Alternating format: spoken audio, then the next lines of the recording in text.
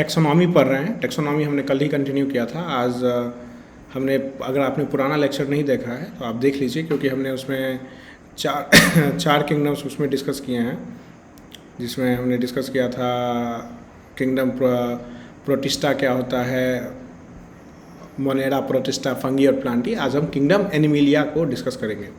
देखिए, kingdom Animalia में सारे इनवर्टिब्रेज आते हैं और वर्टिब्रेज एनिमल आते हैं। वर्टिब्रेज एनिमल वो हो गए जिसके स्पाइनल कॉर्ड होते हैं, स्पाइनल कॉर्ड में कुछ स्ट्रक्चर होता है, इनवर्टिब्रेज में नहीं होता है। मल्टी सेलुलर होते हैं वो। दूसरा इंपॉर्टेंट चीज़ है कि एक सेल से ज़्यादा होता है। यूकैरियोटिक एनिमल होते हैं। यूकैरियोटिक का डिफिनेशन आप पुराने लेक्चर में देख लीजिए। With the few exceptions, animal इसमें क्या करते हैं, ऑर्गेनिक मटेरियल ही कंज्यूम करते हैं, ऑक्सीजन ब्रीथ करते हैं और रिप्रोड्यूस सेक्सुअली। तो ये हम कैरेक्टरिस्टिक पढ़ रहे हैं कि एनिमलिया किंगडम के जो जितने भी ग्रुपिंग किया गया है, टैक्सोनॉमी में हम ग्रुपिंग और नेमिंग पढ़ते हैं, उसमें किस तरह से जो है बिहेवियर एनिमल्स का या उस ऑर्गेनिज्म का होता है। जैसे ऑर्गेनिक मटेरियल कंज्यूम करना, ऑक्सीजन लेना और सेक्सुअल रिप्रोडक्शन होता है। बहुत सारे में हमने देखा था कि एसेक्सुअल रिप्रोडक्शन और सेक्सुअल दोनों होता है। अब 1.5 मिलियन लिविंग स्पेसीज डिस्क्राइब किए गए हैं, जिसमें 1 मिलियन इंसेक्ट्स हैं। अब मान लीजिए एनिमल स्पेसीज में का ही पार्ट है इंसेक्ट। ये एक बहुत ही खास बात है कि एनिमल स्पेसीज का ही पार्ट है इंसेक्ट्स, और एस्टिमेट किया गया है 7 मिलियन स्पेसीज इन टोटल। ये कंफ्यूजिंग बात है, कोई बोल रहे हैं 1.5 मिलियन लिविंग एनिमल स्पेसीज है, जिसमें 1 मिलियन जो है इंसेक्ट्स हैं और 7 मिलियन जो है स्पेसीज टोटल में हमने देखा गया है। अब देखिए आर्थ्रोपोडा क्या है। सबसे largest phylum in animal kingdom जो है वो आर्थ्रोपोडा है। It include species in all habitats, जिसमें 60% एनिमल्स हैं। अब है क्रैब किस में बिलोंग करता है, किस क्लास में बिलोंग करता है, तो वो मेलेकोस्ट्रेका क्लास में बिलोंग करता है। नॉर्मली क्वेश्चंस पूछ देगा कि crab belongs to which class. हम क्लास भी देख रहे हैं कि क्रैब जो है केकरा, वो मेलाकोस्ट्रा का क्लास में बिलोंग करता है। अब क्लास अरेकेडिना जो है, जितने भी एनिमल्स हैं जो या ऑर्गेनिज्म हैं जो अरेकेडिना क्लास के होते हैं, उसके 2 बॉडी रीजन्स होते हैं। बॉडी का 2 रीजन होगा। 2 रीजन कौन कौन से होंगे, ये सेफालोट्रॉक्स एंड एब्डोमेन, और उसके 6 पेयर ऑफ अपेंडिजेज होते हैं, 4 पेयर ऑफ लेग और 2 पेयर ऑफ माउथ पार्ट होते हैं। तो ये कुछ कैरेक्टरिस्टिक्स दिया है कि उतने ज़्यादा ज़रूरी नहीं है, मगर हमें ये पता होना चाहिए कि अरेकेडिना के 2 बॉडीज पार्ट होते हैं। थोड़े विचित्र प्राणी हैं ये। 4 पेयर ऑफ लेग होते हैं, 2 पेयर ऑफ माउथ होते हैं। First part of mouth is called chelicerae and second part is pedipalps. अरेकेडिना का एग्जाम्पल्स हमें पता होना चाहिए कि इस क्लास में कौन कौन से ऑर्गेनिज्म हैं। स्कॉर्पियंस हैं, स्पाइडर्स हैं, और एरिनी क्लास में भी कौन कौन से टीक और माइट्स। टीक होता है जो अगर आप पानी में जाते हैं तो आपके बॉडी में वो आके लग जाती है और खून चूसती है, उसी वो ये अरेकेडिना ऑर्डर का ही है टीक। अब इसके एपिडेंजियल जॉइंट होते हैं, बॉडी जो उसका है बाइसिमेट्रिकल होता है। आगे है क्लास इंसेक्टा जो है, सारे इंसेक्ट्स जो हैं क्लास इंसेक्टा में होते हैं, और इसके 3 मेन बॉडी पार्ट होते हैं किसी भी इंसेक्ट्स में जो बिलोंग करते हैं। कौन कौन से हैं, हेड है, थोरेक्स है, एब्डोमेन है, और 3 पेयर ऑफ लेग्स होते हैं, मतलब 6 लेग्स होते हैं।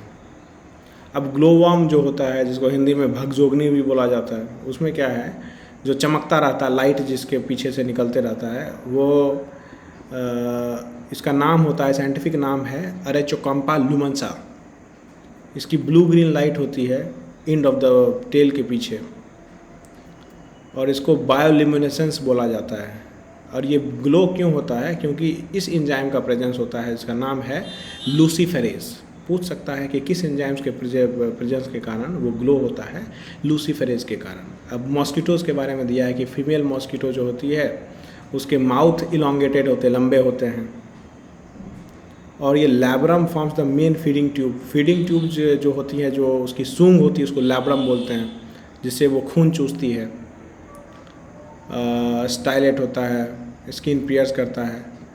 अब देखिए ये क्या होता है, फीमेल पार्ट, जो फीमेल मॉस्किटो होती है सिर्फ वही खून चूसती है।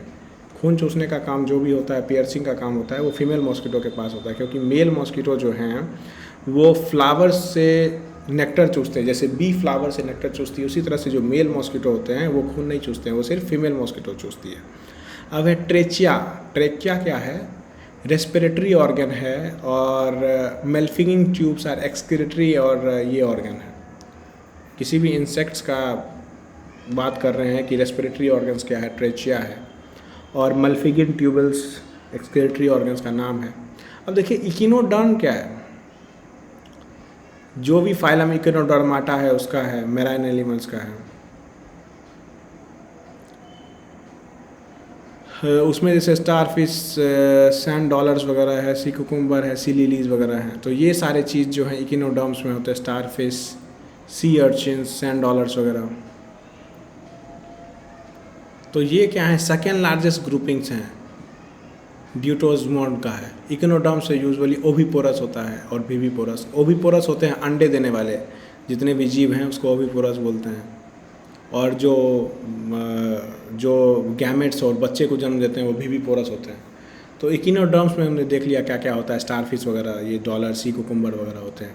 ऑक्टोपस क्या है, इसके 8 आर्म्स होते हैं, मोलस्का कैटेगरी में बिलोंग करता है, और क्लास है इसका सिफेलोदा। उसको डेविल फिश भी बोलते हैं। अगर कहीं डेविल फिश आ रहा है तो वो क्या है, ऑक्टोपस है। उसी तरह से जायंट स्क्विड है, ये बहुत बड़े होते हैं, और ये जो नाम दिया है बड़ा सा, ये लार्जेस्ट इनवर्टेब्रा है, मगर इसका वेट ज़्यादा होता है जायंट स्क्विड से, कोलोसल स्क्विड का। अब देखिए कोलोसल और जायंट स्क्विड में कंपैरिजन बता गया है। आगे देखते हुए हम देखते हैं कि देखिए ये सब इंपॉर्टेंट है टर्म, जितने भी काले टर्म हैं दोज आर वेरी इंपॉर्टेंट, वो बहुत इंपॉर्टेंट हैं।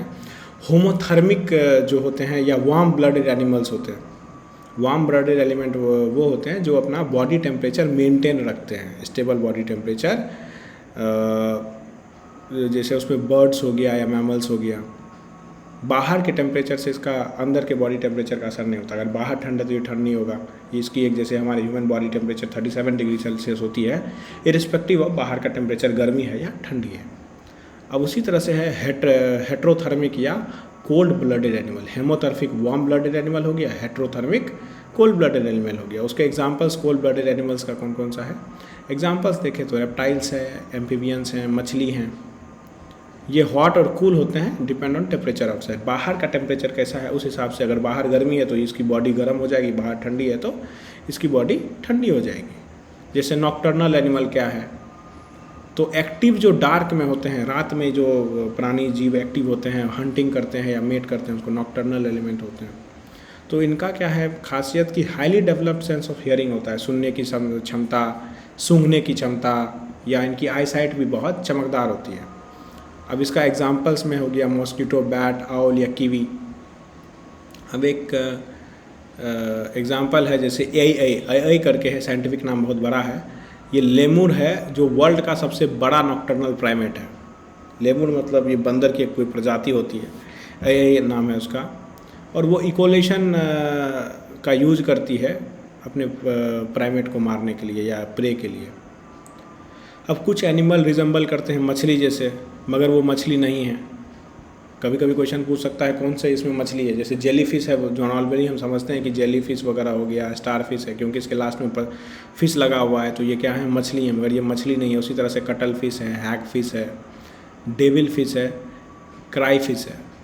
तो ये सब क्या है कि मान लीजिए ये सब इकिनोडर्म है, इंसेक्टा है, कोई मोलस्का है।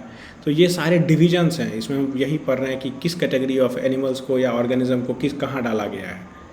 तो ये पूरा डिस्टिंक्शन हमें बता रहा है। सम ट्रू फिश, अब जैसे मान लीजिए कुछ ट्रू फिश हैं जो flying fish, cat fish, pipe fish है। अब डॉग फिश भी बोलते हैं, स्केलोडॉन जो है। अब देखिए सी हॉर्स क्या है, इज ए बोनी फिश। नाम है सी हॉर्स मगर है वो क्या, हिपोकैम्पस बोलते हैं, वो बोनी फिश है। अब क्या होता है कि फ़िश के बारे में पूरा डिटेल में दिया है कि वो एक्सचेंज करते हैं oxygen and carbon dioxide. Gills होते हैं उनमें, जैसे हमारे में लंग्स होता है तो फिश के अंदर गिल्स होता है। अब दोनों साइड गिल्स के कोट होते हैं, थ्रोट होते हैं। Short thread protein structure call filament से बने होते हैं। अब देखिए विंटर के समय में आइस ऊपर, वाटर के ऊपर जो है आइस फॉर्म हो जाती है, मगर आइस के नीचे का जो लेयर है वहाँ टेम्परेचर 0 डिग्री से ज़्यादा रहता है, इसीलिए मछली ज़िंदा रहती है। मान लीजिए ऊपर अगर हम देखते हैं नॉर्मली तो आइस फॉर्म हो जाती है, हमें लगता होगा कि इतना ठंड टेम्परेचर में, क्योंकि ये तो कोल्ड ब्लडेड एनिमल है, तो ये कैसे जीवित हो पाती है, क्योंकि आइस के जो नीचे का लेयर होता है वहाँ पे टेम्परेचर ज़्यादा होता है, 0 डिग्री से। एम्फीबियंस वर्टिब्रेट एनिमल्स हैं जो दोनों एक्वाटिक और टेरेस्ट्रियल हैबिटेट में रहते हैं। सॉरी। तो ये एम्फीबियंस जो हैं एक्वाटिक और टेरेस्ट्रियल दोनों हैबिटेट में रहते हैं। एम्फीबॉस से इसका नाम लिया गया है, बोथ काइंड ऑफ लाइफ, मतलब ये एक्वाटिक और ज़मीन और पानी दोनों जगह रह सकते हैं। उसी तरह से रेप्टाइल्स जो है रेप्टिलिया क्लास से है। आज का टर्टल से हम उस चीज़ को, जैसे टर्टल हो गया, क्रोकोडाइल हो गया, सांप हो गया, स्नेक हो गया, लिजार्ड, ये एक्सटिंक्ट और उसका एक्सटिंक्ट रिलेटिव्स जितने भी हैं वो रेप्टाइल्स में आते हैं। अब बैट जो है, बैट चमगादड़ जो है, वो मैमल है of the order Chiroptera. Chiroptera order का मैमल है with their 4 limbs adopted as wings. अब देखिए इसकी खास बात क्या है बैट की, कि वो एक ऐसे ओनली मैमल्स हैं जो सस्टेन फ्लाइट रखते हैं। मतलब एक ही मैमल ऐसा है जो सस्टेन लगातार फ्लाइट में रह सकता है और ज़्यादा मैन्यूवरेबल देन बर्ड्स, बर्ड से ज़्यादा अच्छी तरह से उड़ सकता है ये हवे में।